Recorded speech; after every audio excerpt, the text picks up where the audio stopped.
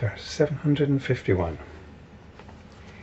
As the beautiful colour of gold, and gold among pebbles, become visible by purification, so is the Alaya among the Skandhas of a being. As we proceed with the final 100 or so verses of the Sagatakam, of this verse summary, the language changes. And I would suggest a Hindu influence behind some of these changes. And we're getting this quite a lot now with talk of the ego soul, which, as the translator points out on a few occasions, isn't really in keeping with the tenor of the text. And now we've got talk of purification as well. And we need to be very, very careful when talking about purification. I'm reading a rather wonderful book at the moment on music and spirituality.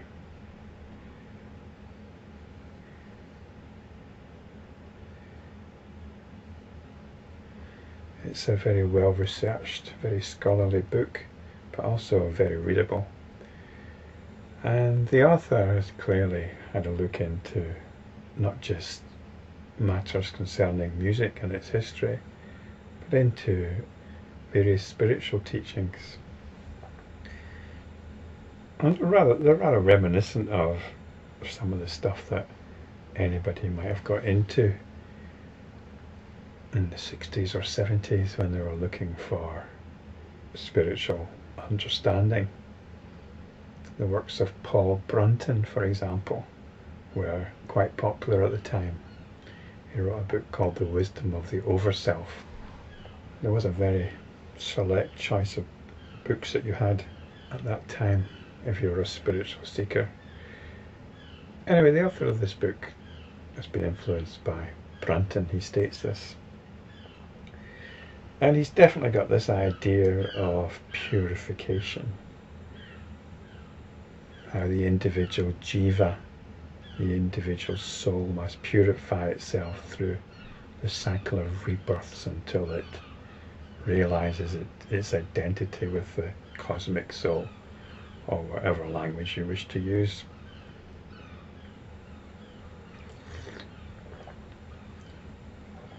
So the idea is what you have now can become purified through various practices, through various moral disciplines, or ascetic disciplines, or meditative practices, and so on.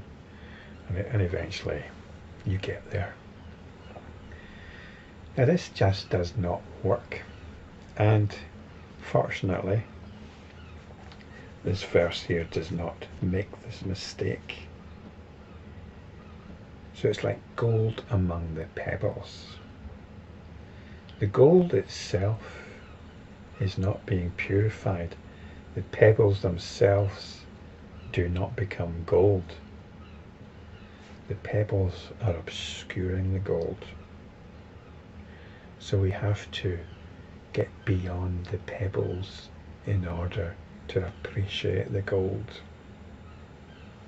The gold itself is already pure. So I think this is a very important distinction, don't you think? The purity is already there. The impurity lies in what obscures the purity. And you don't get rid of what obscures the impurity by trying to purify the obscurity, or by trying to purify what's obscuring. You have to clear it out of the way, or in the language which I normally use, you have to step beyond it.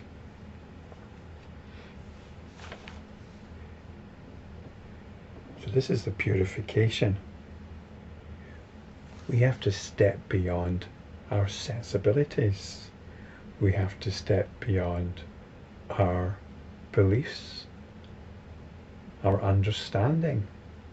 We have to step beyond our moods to what? To what underpins everything.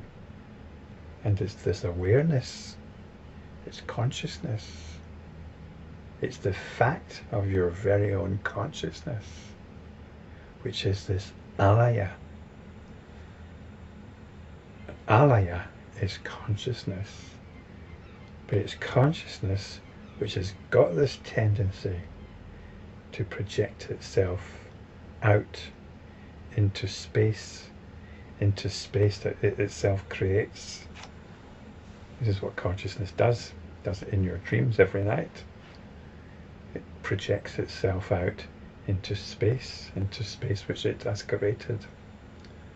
And it's doing it right now. Everything which attracts the attention is just consciousness projecting itself out.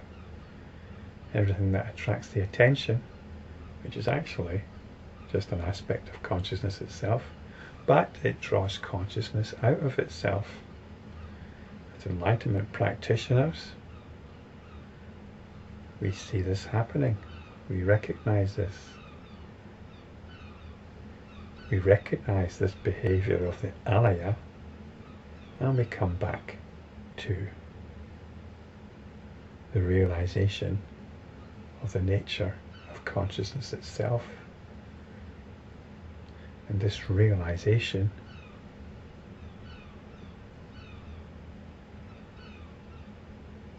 is the realization of the self-existent ones, which I mentioned in a recent video.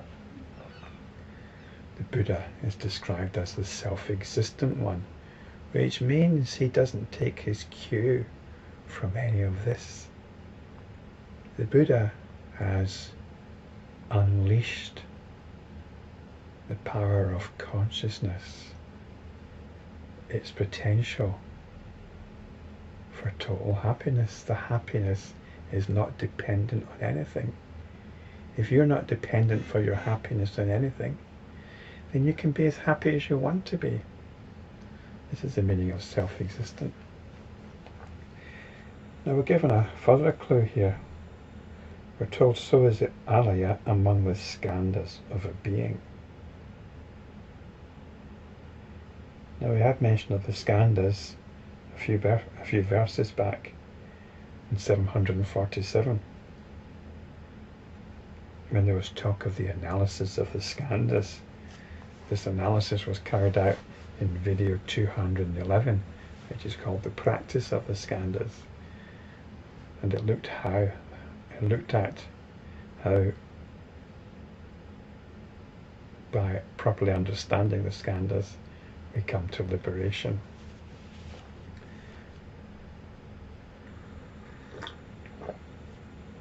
So the Skandhas are actually simply what is going on.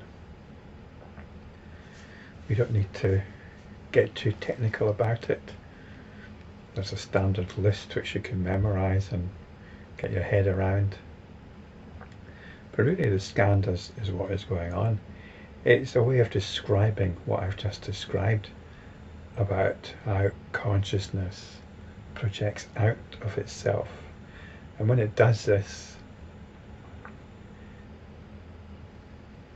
it establishes the notion of a world out there, an individual here experiencing it, and the individual experiences it through the story of the senses. So really, we just need to recognize what's going on, recognize this tendency of consciousness to project out, recognize that it is simply a story, a way of understanding, this understanding that there's a me here experiencing a world out there through the senses. We bypass that understanding, bypass it to what is actually going on. The field of experiencing is going on.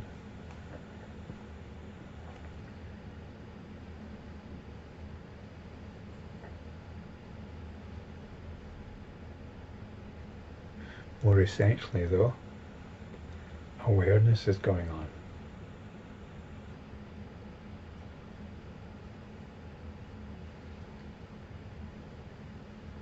That awareness is ultimately free. Free to be as happy as it's possible to be.